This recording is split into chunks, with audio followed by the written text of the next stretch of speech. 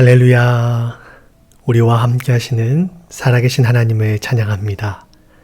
오늘 하루의 삶 가운데에도 좋으신 우리 주님의 은혜와 평강이 가득 넘치시길 바랍니다.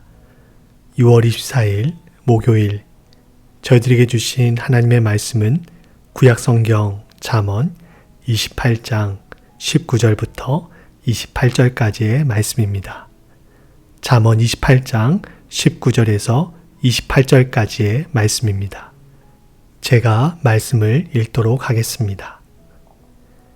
자기의 토지를 경작하는 자는 먹을 것이 많으려니와 방탕을 따르는 자는 궁핍함이 많으리라.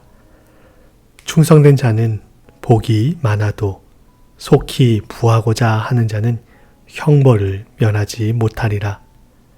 사람의 낯을 보아주는 것이 좋지 못하고 한 조각 떡으로 말미암아 사람이 범법하는 것도 그러하니라. 악한 눈이 있는 자는 재물을 얻기에만 급하고 빈궁이 자기에게로 임할 줄은 알지 못하느니라. 사람을 경책하는 자는 혀로 아첨하는 자보다 나중에 더욱 사랑을 받느니라. 부모의 물건을 도둑질하고서도 죄가 아니라 하는 자는 멸망받게 하는 자의 동륜이라. 욕심이 많은 자는 다툼을 일으키나 여호와를 의지하는 자는 풍족하게 되느니라.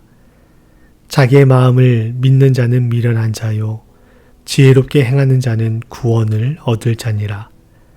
가난한 자를 구제하는 자는 궁핍하지 아니하려니와 못본 채 하는 자에게는 저주가 크리라. 악인이 일어나면 사람이 숨고 그가 멸망하면 의인이 많아지느니라. 아멘.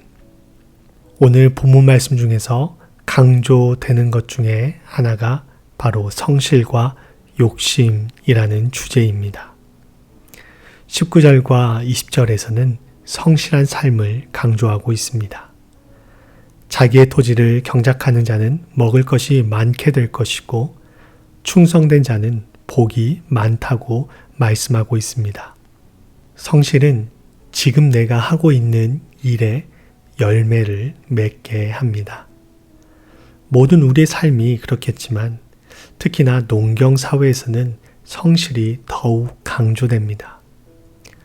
농작물은 농부의 발소리를 듣고 자란다라는 말이 있습니다.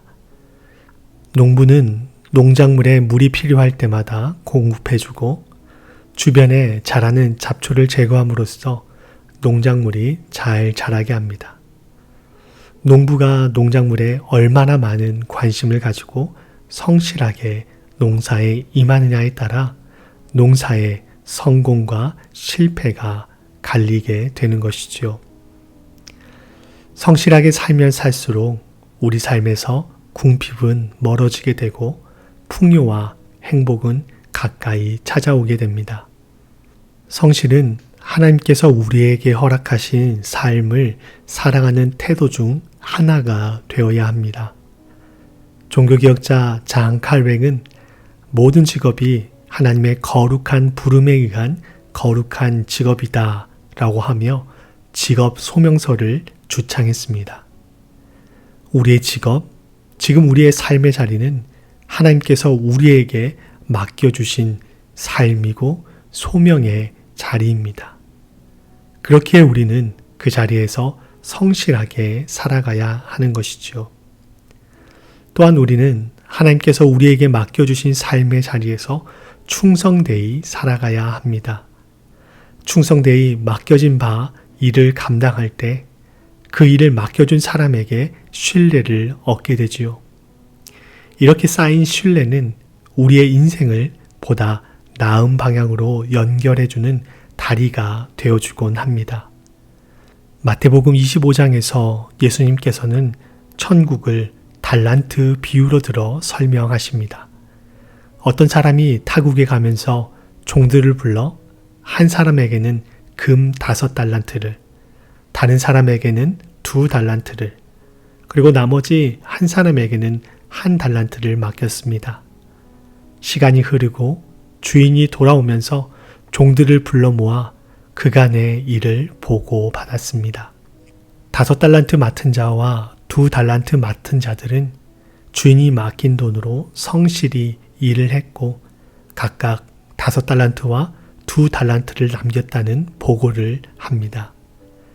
보고를 들은 주인은 잘하였도다. 착하고 충성된 종아.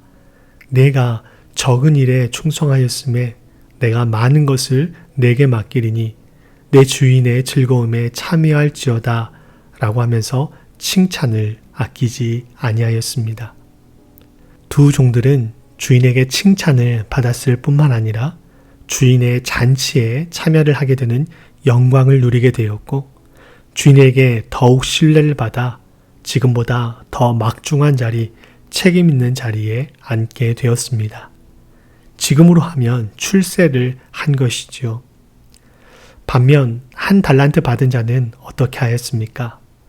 자신이 받은 1달란트를 땅속에 감추어 두었습니다. 그리고 주인에게 받은 그대로 1달란트를 돌려주었습니다. 그때 주인이 뭐라고 말했습니까? 악하고 게으른 종아 라고 하면서 그를 나무랐고 그를 바깥 어두운 곳으로 내쫓았으며 그에게 맡겼던 1달란트를 빼앗아 10달란트 가진 자에게 주게 했습니다. 만약 1달란트 맡은 자가 이것을 바탕으로 성실을 일을 하다가 손해를 보게 되어 주인에게 원금이었던 1달란트보다 적은 돈을 돌려주었다면 어떻게 되었을까요? 저는 이 주인이 비록 종이 손해는 보았지만 그 돈으로 성실히 일을 했기 때문에 나무라지 않았을 것이라 생각합니다. 그리고 다른 종들에게 한 것과 같이 칭찬을 하지 않았을까 생각해 봅니다. 왜냐하면 주인이 종들을 칭찬할 때 그들이 남긴 돈에 대해서 칭찬하지 않고 착하고 충성된 종아라는 말을 통해 주인이 종들에게 바란 것이 많은 이익이 아니라 충성되이 일하는 모습이었다라는 것을 짐작해 볼 수 있기 때문입니다. 이것을 기억하며 우리는 마음에 새겨야 하겠습니다. 하나님께서 맡겨주신 직장, 사업장, 지금의 내 삶의 자리에서 성실하게 또 충성되이 살아감을 통해 마지막 날에 하나님께로부터 잘하였도다. 착하고 충성된 종아 라는 그런 칭찬을 듣는 우리 모두가 될 수 있기를 소망합니다. 세상에는 이렇게 성실하고 충성되이 살아가는 사람이 있는가 하면 탐욕에 이끌려 사는 사람들도 있습니다. 요즘 주식과 가상화폐에 대한 관심이 뜨겁습니다. 누군가 목돈을 투자해서 어마어마한 부자가 되었더라 라는 소식이 퍼지면서 나도 그런 사람처럼 되고 싶다라고 하는 기대 욕구가 사람들 안에 자리를 잡고 있습니다. 그러면서 짧은 시간에 일확천금을 얻으려고 하는 투기성 투자들이 늘고 있고 투자에 실패하면서 개인의 삶과 가정의 경제뿐만 아니라 가족의 관계까지 송두리째 깨어졌다는 기사들을 우리는 심심치 않게 접하고 있습니다. 20절 하반절에서는 속히 부하고자 하는 자는 형벌을 면하지 못하리라 라고 말씀하고 있고 22절에서는 악한 눈이 있는 자는 재물을 얻기에만 급하고 빈궁이 자기에게로 임할 줄은 알지 못하느니라 라고 말씀하고 있는데 이 말씀이 그대로 우리 주위에서 일어나고 있습니다. 욕심에 눈이 먼 사람은 제대로 된 판단을 하기 어렵습니다. 그래서 25절 말씀에서는 욕심이 많은 자는 다툼을 일으킨다라고 말씀하고 있습니다.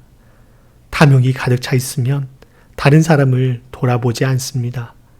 다른 사람보다 나의 이익이 우선이고 그것을 위해서라면 기꺼이 편법이나 뇌물까지도 사용하기를 주저하지 않게 되는 것이지요.